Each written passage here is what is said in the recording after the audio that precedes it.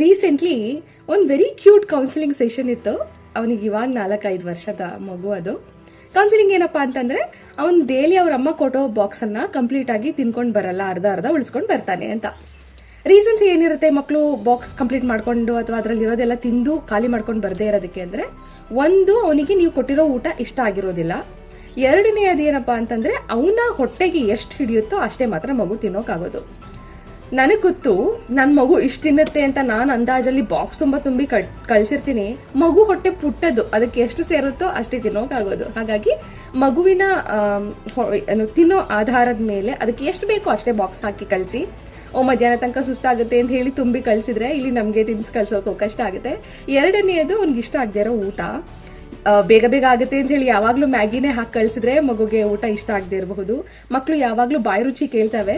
ತುಂಬಾ ಹೆಲ್ದಿ ಆಗಿರ್ಲಿ, ಮತ್ತೆ ಮಗುವಿನ ದೇಹಕ್ಕೆ ಯಾವ ಅಂಶ ಬೇಕಾಗಿದೆ, ಐರನ್ ಬೇಕಿದೆಯಾ, ಕ್ಯಾಲ್ಸಿಯಂ ಬೇಕಿದೆಯಾ, ವೈಟಮಿನ್ಸ್ ಬೇಕಿದೆಯಾ, ಪ್ರೋಟೀನ್ ಬೇಕಾ ಅಂತ ಅನ್ನೋದನ್ನ ಮುಂಚೆನೆ ಒಂದು ಬ್ಲಡ್ ಟೆಸ್ಟ್ ಮಾಡಿಸಿ ಡಾಕ್ಟರ್ನ ಕನ್ಸಲ್ಟ್ ಮಾಡಿ ಆ ಮಗುವಿನ ದೇಹದ ಆಧಾರದ ಮೇಲೆ ಅವ್ನಿಗೆ ಇಷ್ಟ ಆಗೋ ಊಟ ಕಳಿಸಿ.